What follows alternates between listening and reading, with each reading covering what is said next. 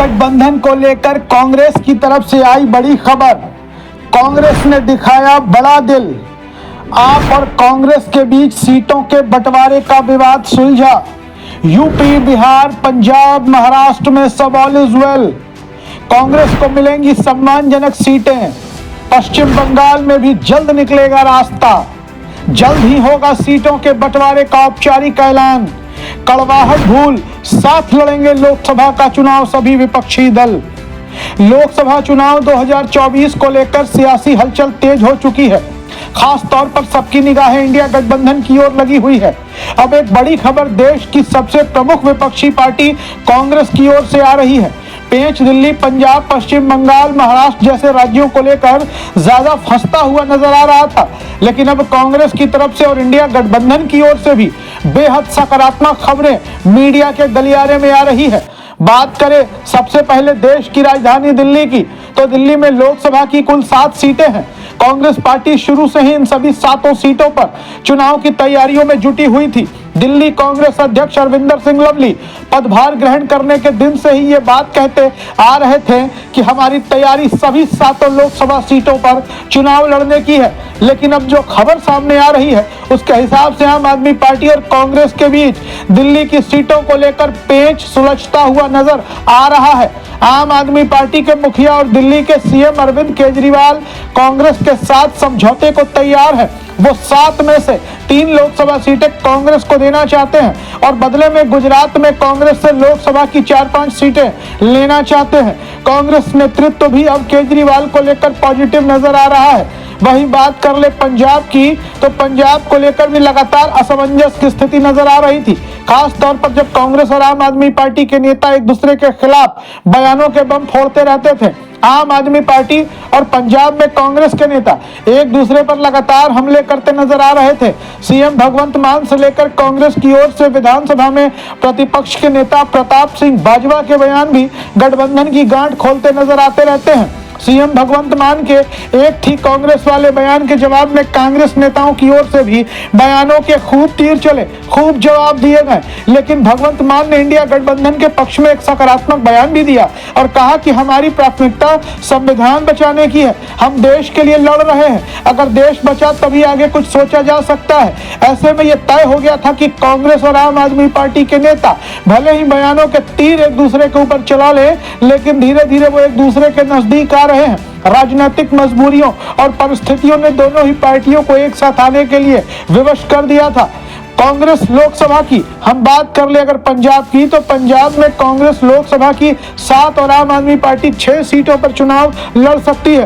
पंजाब में लोकसभा की कुल 13 सीटें हैं। वहीं चंडीगढ़ की लोकसभा सीट भी कांग्रेस के खाते में जा सकती है। अगर सब कुछ ठीक ठाक रहा तो जल्द ही आम आदमी पार्टी और कांग्रेस के बीच सीटों के तालमेल की घोषणा हो सकती है। सीटों के तालमेल को लेकर कांग्रेस और इंडिया गठबंधन के बाकी के दलों के बीच भी लगातार वार्ता जारी है। अब बात कर लेते हैं उत्तर प्रदेश की, तो उत्तर प्रदेश देश का सबसे बड़ा प्रदेश है।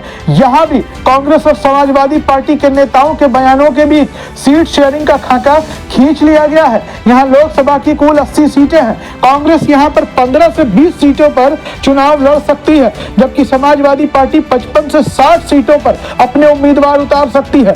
वहीं जयंत चौधरी की पार्टी राष्ट्रीय लोकदल भी 5 से 6 सीटों पर अपने उम्मीदवार उतार सकती है। मीडिया रिपोर्ट्स के अनुसार उत्तर प्रदेश में लोकसभा चुनाव को इंडिया ब्लॉक के तहत समाजवादी पार्टी और उसके नेता अखिलेश यादव लीड करेंगे। कांग्रेस समाजवादी पार्टी की जूनियर पार्टनर के तौर पर देश के सबसे बड़े राज्य में चुनाव लड़ेगी।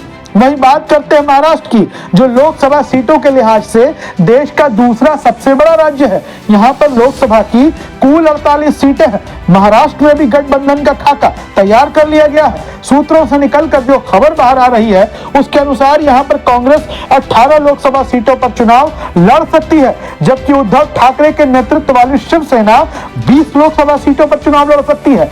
वहीं बाकी बची सीटें शरद पवार की पार्टी एनसीपी को दी जा सकती है। बिहार को लेकर भी गठबंधन का फॉर्मूला तैयार है। यहां पर लालू प्रसाद यादव की पार्टी आरजेडी और नीतीश कुमार की पार्टी जेडीयू 16-16 सीटों पर चुनाव लड़ सकती है, जबकि कांग्रेस को यहां लड़ने के लिए 6 लोकसभा की सीटें मिलेंगी। वहीं वाम दलों के खाते में भी 2 सीटें जा सकती हैं। हालांकि अभी तक इंडिया गठबंधन को लेकर सीट शेयरिंग को लेकर कोई आधिकारिक घोषणा नहीं हुई है, लेकिन कुछ ऐसी ही तस्वीर देखने को मिल सकती है। पश्चिम बंगाल की बात करना भी यहाँ पर बेहद जरूरी है। पश्चिम बंगाल में लोकसभा की कुल 42 सीटें हैं, लेकिन यहाँ पर गठबंधन का पेच अभी तक सुलझ नहीं सका है। आम आदमी पार्टी की तरह ही पश्चिम बंगाल की सबसे मजबूत पार्टी ममता बनर्जी की तृणमूल कांग्रेस के नेता लगातार कांग्रेस पर हमलावर रहते हैं, तो वहीं पश्चिम बंगाल कांग्रेस के नेता भी ममता बनर्जी और उनकी पार्टी के खिलाफ बयानों के बम फोड़ते रहते हैं। बंगाल में कांग्रेस की दावेदारी 10 लोकसभा सीटों की है और टीएमसी कांग्रेस को 2-3 सीटों पर निपटाना चाहती है, लेकिन माना जा रहा है कि अंत तक कांग्रेस नेतृत्व ममता बनर्जी के साथ सीटों के बंटवारे के पेच को सुलझा लेगा और कांग्रेस को लोकसभा चुनाव लड़ने के लिए 7-8 सीटें दी जा सकती हैं। और ऐसे में बहुत जल्द इंडिया गठबंधन की सीट शेयरिंग का फॉर्मूला सबके सामने आ सकता है और मीडिया में आधिकारिक तौर पर इसकी घोषणा हो सकती है। इसके लिए कुछ वक्त का इंतजार करना होगा। कहा यह भी जा रहा है कि मकर संक्रांति यानी कि 14 जनवरी के बाद कभी भी इंडिया गठबंधन के दलों की एक संयुक्त प्रेस कॉन्फ्रेंस हो सकती है और सीट शेयरिंग की घोषणा भी हो सकती है।